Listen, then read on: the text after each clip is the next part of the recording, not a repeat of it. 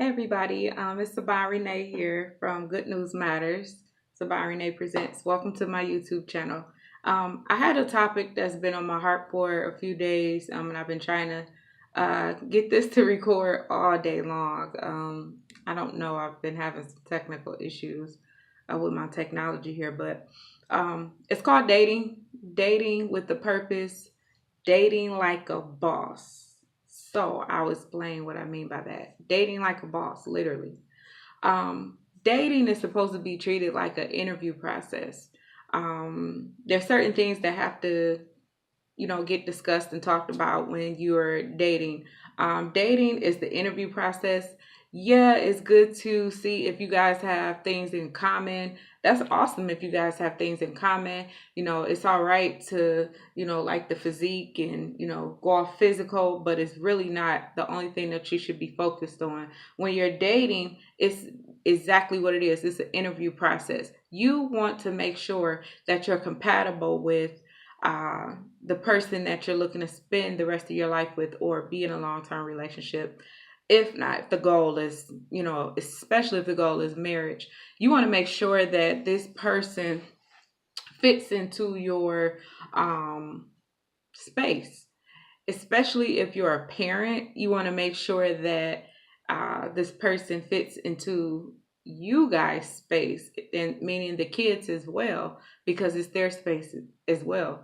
So there's three things that I think you should pay attention to or be aware of before you even decide to date. One is self love. How can you love somebody else and expect them to love you back if you don't even love yourself? Like how can you expect them to love you if you don't even love yourself? Like if you don't know who you are, how do you expect to know what you want? And how do you expect, like, how can you give love and you don't even know how to love yourself? You have to start there first. The second thing I would say is balance your luggage. I say balance your luggage because there's baggage and there's luggage. In chapter 2 of my book, Journal Pages of a Virtuous Woman, I talk about embracing your right now and purging the past. Um, with that being said, you want to carry luggage. Those things you're going to carry into the new relationship would be positives. Like, what did you take? What did you learn? What lessons did you learn from the last relationships and your last experiences?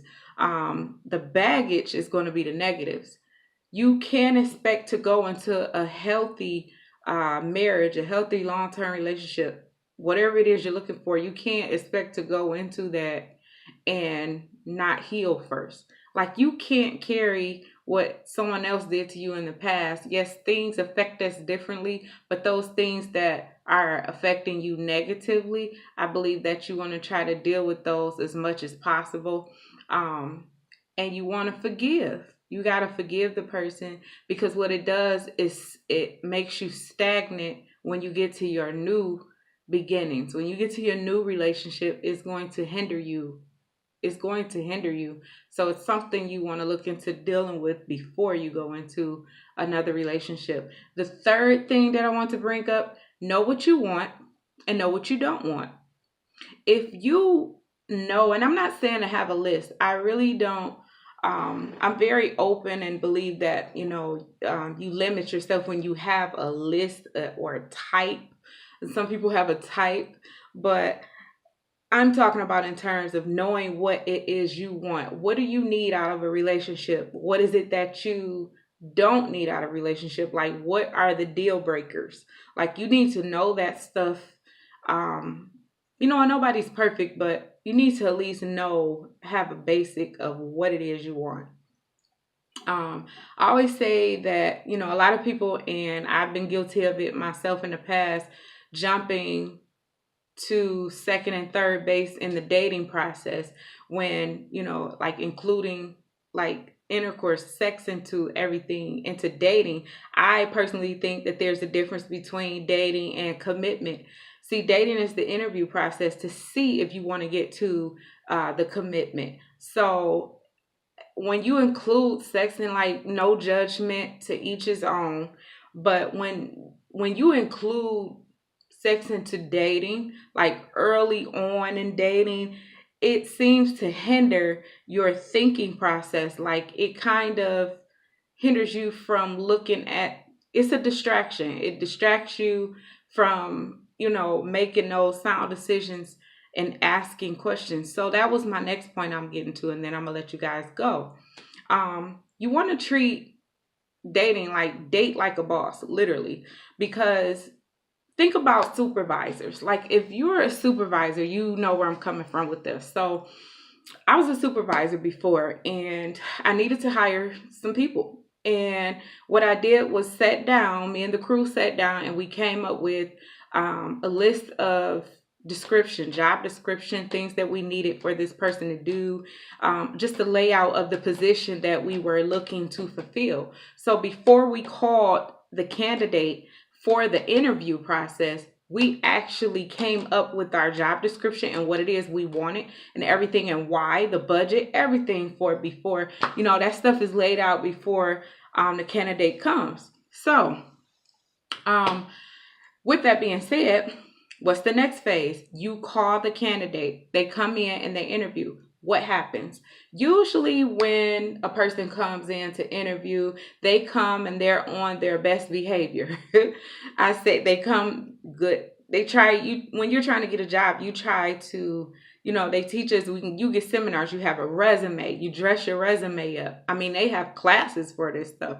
You dress your resume up, your body language, watch your posture, smile. You come in and they tell you how to articulate your words and what not to say to an employer and what to say. So during the interview process, yes, the candidate is going to be on their best behavior because they want to make a good impression. That is lovely. There's nothing like going on a date and enjoying the date. Like, there's nothing wrong with that. I mean, that's awesome.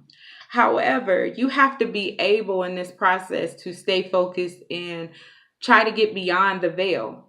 Okay. So what I mean by that, when you have an interview and the supervisor is interviewing this candidate, what do? They ask questions. And that's one thing that I will say that I've dropped the ball with dating. That's been a flaw in my dating, is not asking enough questions and asking relevant questions. Not questions to where you're, how's the weather? What's your favorite color? What do you like to eat? Like, what do you like to do for fun? That's fine to know too, but we need to get down to, the meat and potatoes. Let's get down to the trenches. I want to know things about you spiritually, like emotionally, like I'm watching your body language, like, it's just certain things that I want to know because you are going to be in my space. And if I'm a parent, I am a parent. So it matters to me who I bring around my children.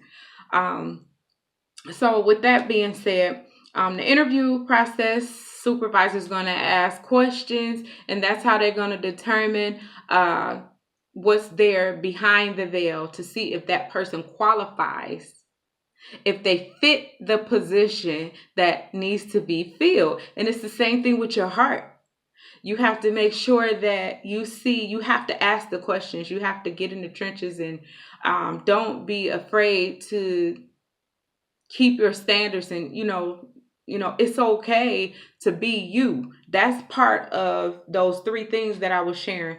Oh, y'all, did y'all see I just put up two finger, three three things that I shared in the beginning. Like, you got to know who you are, because if you don't, you'll settle for anything. You'll settle for a lot of things, and it won't be that you're a bad person. It won't be, you're not stupid. It's just, you have to these are certain things you just got to make sure that you know who you are and that you love yourself. Like, it's okay to embrace who you are. And again, that's what I talk about in the book here, Journal Pages with a Virtuous Woman.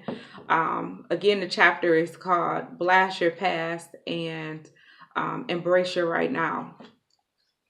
So that's my nuggets. And again, the last question that I want to ask you, for you guys that have children.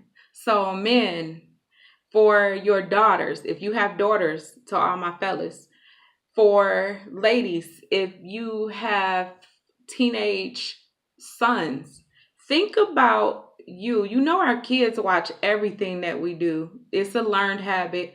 Some things they just learn out with society and social media and stuff like that because they see so much. But it starts with you. If you are the father of a teenage daughter, you are the first example that she sees of a man.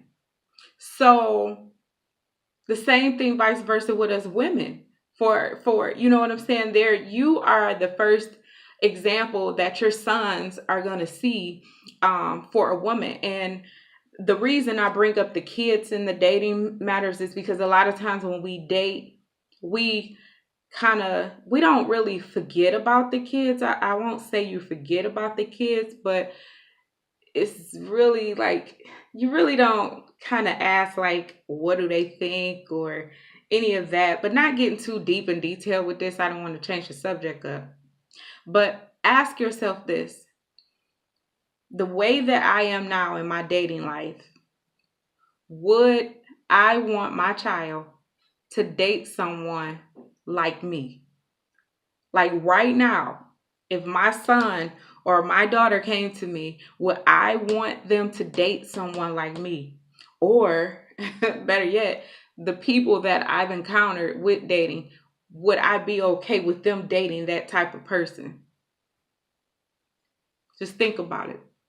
So, thank you for tuning in. I hope you enjoyed the short little nuggets in the videos. And I'm going to continue to drop some of these nuggets from the book and also from the upcoming book.